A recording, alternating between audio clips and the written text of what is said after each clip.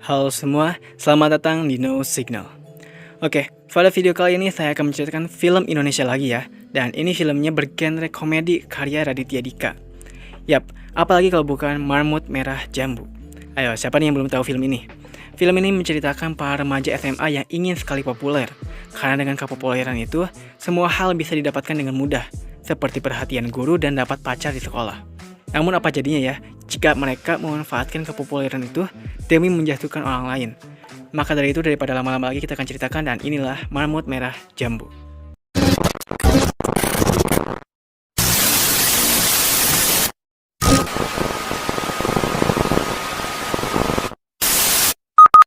Film dibuka ketika seseorang bernama Dika mengunjungi rumah teman lamanya bernama Ina. Tapi ternyata dia malah disambut oleh bapaknya. Dika di sana mengetahui kalau Ina akan menikah. Dengan itulah, dia ingin memberikan hadiah 1000 burung bangau untuk Ina. Namun si bapak malah memarahinya karena baru saja mengingat kalau dulu Dika dan temannya udah pernah ngacauin acara ulang tahun Ina. Jadi dia menolak burung itu. Dika pun membantah bukan dia yang mengacaukannya dan meminta ke si bapak buat dia bercerita bagaimana awal kejadiannya.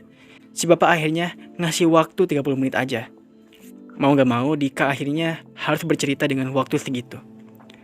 Dan scene pun berpindah ke si Dika kecil bersama sahabatnya bernama Bertus sedang mencoba meneleponi cewek-cewek sekolahnya untuk dijadikan pacarnya. Namun semuanya menolak. Akhirnya Bertus memutuskan untuk menembak cewek terakhir di sekolah. Dan ya, si cewek langsung nolak tanpa si Bertus sempat nembak. Kemudian kita diperlihatkan seorang bernama Michael yang sangat terkenal.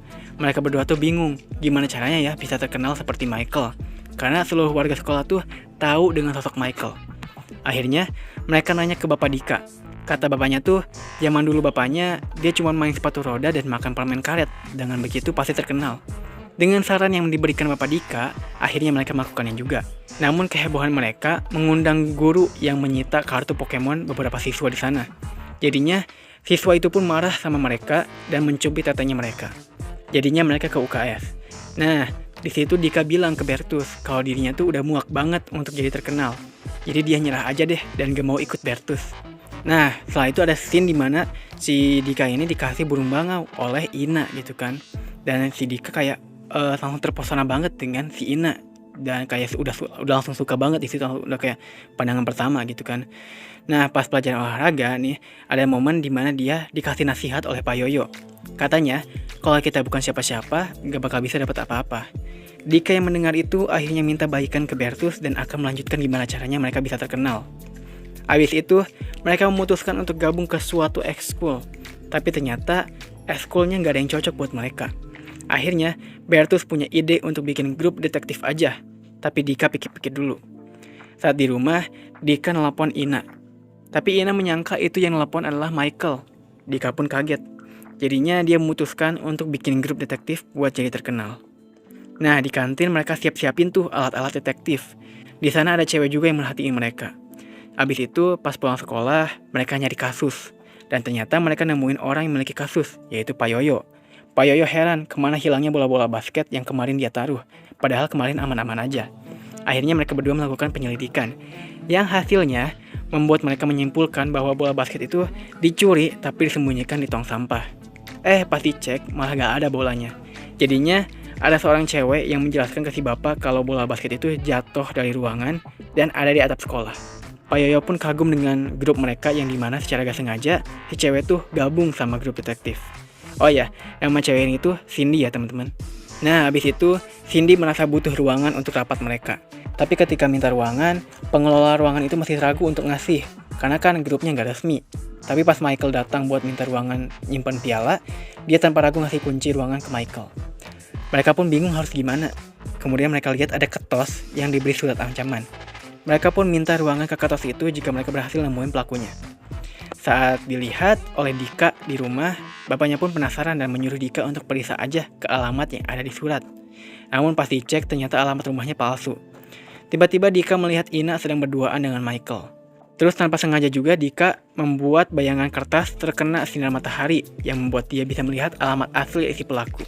Jadi si pelaku tuh nulis alamat asli dulu, namun berubah pikiran. Jadinya alamat aslinya di tip X dan ditulis alamat palsu. Dan ternyata benar, mereka menemuin pelakunya itu di rumahnya. Dan secara mengejutkan, Ketos pun langsung memarahinya. Dengan berhasil nemuin si pelaku, mereka dapat ruangan deh dari Ketos. Tapi secara terpaksa juga, ruangan mereka harus gabung sama ruangan pialanya klub basket. Kemudian, abis itu mereka diterjang banyak kasus untuk diselesaikan. Dan semuanya berhasil dipecahin. Yang itu membuat mereka terkenal karena dipajang di mading sekolah. Abis itu, Ina nawarin Dika dan grupnya untuk jadi bintang tamu di acara radio SMA miliknya. Pas mau ngasih tahu, Dika dikasih kartu nama dan juga anduk oleh Cindy. Dan anduk itu ada gambar marmut kecilnya. Nah, ketika Bertus datang, Dika pun ngasih tahu kalau mereka diundang di radio. Mereka pun datang ke siaran radionya Ina. Di sana mereka sempat ditanya nama grupnya apa. Lalu si Bertus nyeletuk aja nama grupnya Tiga Sekawan. Terus si Ina juga sempat nanya gimana caranya deket sama orang yang disukanya. Dika pun ngasih tahu caranya. Dan ya, abis itu di sana Dika malah GR sama si Ina. Karena Dika mengira bahwa si Ina tuh suka sama si Dika. Jadi sejak saat itu dia selalu tersenyum. Namun senyuman itu hilang ketika Ina malah menggunakan cara darinya untuk mendekati Michael dan emang berhasil. Dika kaget dan merasa nyesel ngasih cara itu. Kemudian datanglah Cindy yang bilang ada kasus. Tapi si Bertus juga datang terus bilang kalau Capsec pingin ketemu mereka. Jadinya mereka mengabaikan kasus yang Cindy dapetin. Ternyata mereka dipanggil Capsec karena ada kasus ancaman pembunuhan Capsec. Di sana terdapat kata-kata yang sulit dimengerti oleh mereka.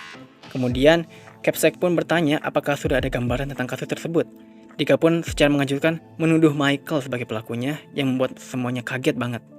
Jadi Dika minta waktu ke Capsec untuk membuktikannya. Jadinya Dika ngumpulin beberapa info dan sampel tentang Michael. Dia juga di sana bertemu dengan Ina dan memintanya untuk bertemu pas pulang sekolah. Habis itu, Dika mempresentasikan penemuannya tentang Michael yang dendam ke Capsec. Tapi mendengar penjelasan dari Dika membuat Capsec ragu dan seperti mengada-ngada. Karena Michael sangat berbanding terbalik dengan yang dikatakan Dika. Jadi si Capsec tuh muak dan merasa salah telah meminta bantuan ke mereka. Dika pun malah nyalahin anggotanya. Nah, pas pulang sekolah, Dika nemuin Ina. Dan di sana Dika malah ngomongin soal keburukan Michael. Tapi Ina ya mengabaikan hal itu. Di situ juga ternyata ada Cindy yang sudah merhatiin dari tadi. Cindy kecewa dan gak nyangka Dika malah menggunakan mereka untuk menjatuhkan Michael dan membuat Ina suka dengan Dika. Dika juga sempat ngomongin hal buruk tentang Bertus dan Bertus pun mendengar hal itu. Akhirnya dengan segala keegoisan mereka, grup itu pun terpecah karena berantem. Dan dari situlah mereka menjalani kehidupan masing-masing lagi. Habis itu, Bapak Dika heran, kenapa Bertus gak pernah main ke rumah lagi. Dika jujur aja kalau mereka berantem. Jadinya untuk bikin mereka baikan, bapaknya ngajak jalan mereka berdua dan makan bersama di luar. Mereka pun di sana ngobrol tentang keegoisan mereka dan kesalahan mereka untuk bisa mengerti satu sama lain. Dan hasil dari obrolan itu pun mereka bisa baikan lagi. Selanjutnya Cindy. Dika pun menyanyikan sebuah lagu tentang Cindy dalam persahabatan dan meminta Cindy untuk kembali ke grup. Akhirnya grup itu pun kembali lagi deh. Nah, di sekolah, Cindy ngasih tahu kalau Ina tuh mau ulang tahun. Jadinya pas hari H, mereka bareng-bareng pergi ke ultah itu. Mereka juga menyuruh Dika untuk menembak Ina atau ngasih tahu perasaan sejujurnya Dika pada Ina. Abis tiup-tiup lilin, akhirnya Dika dikasih kesempatan buat ngomong ke Ina. Namun secara mengejutkan, Dika malah ngomong kalau Ina cocok dengan Michael. Pokoknya Dika memuji pasangan Ina dan Michael itu. Lalu di akhirnya dia bilang kalau dia suka sama Ina, tapi dia juga pengen lihat Ina bahagia. Semuanya pun tepuk tangan. Nah, abis itu Bapak Ina nyamperin dia buat kenalan. Si Bertus malah nyetrum si bapak di perutnya dan membuat bapak kesetrum dan harus dibawa ke rumah sakit. Jadi si Bertus guys, jadi dalangnya bukan si Dika di awal film itu ya, seperti bapak marah-marah tuh. Jadi emang salah paham aja dari awal. Nah, ternyata Dika juga ikut mengantar ke sana. Setelah itu, Ina ngobrol dengan Dika dan bilang makasih ke Dika. Lalu Ina juga ngasih tahu kalau dia ngasih bangau tuh karena di Jepang itu adalah simbol keberuntungan. Makanya dia suka mengasih itu ke orang-orang. Terus biasanya orang Jepang kalau anaknya nikah suka dikasih 1000 bangau. Makanya si Dika di awal film bawa bangau ke bapaknya itu biar bapaknya Ina bisa ngasih 1000 bangau ke Ina. Nah, cerita Dika pun selesai sampai di situ. Yang katanya 30 menit doang, tapi si bapak malah ketagihan dengan cerita sampai malam coba. Dika pun pamit pulang dan bapaknya juga terima kasih ke Dika. Abis itu nih ya, si Dika jadi kepikiran sesuatu. Akhirnya pas pulang, dia langsung nelpon si Bertus untuk ketemuan sekarang. Ternyata si Bertus tuh udah punya 2 istri dan satunya lagi hamil teman-teman. Wow. Nah, pokoknya mereka akhirnya ketemuan dan pergi ke SMA-nya dulu. Nah, Dika nanya ke Bertus, kok mereka gak bisa mencahit teka-tekinya gitu kan. Pasti Dika baca bagian bawahnya, yaitu untuk dibaca berdua, dia pun engah dan senyum-senyum sendiri.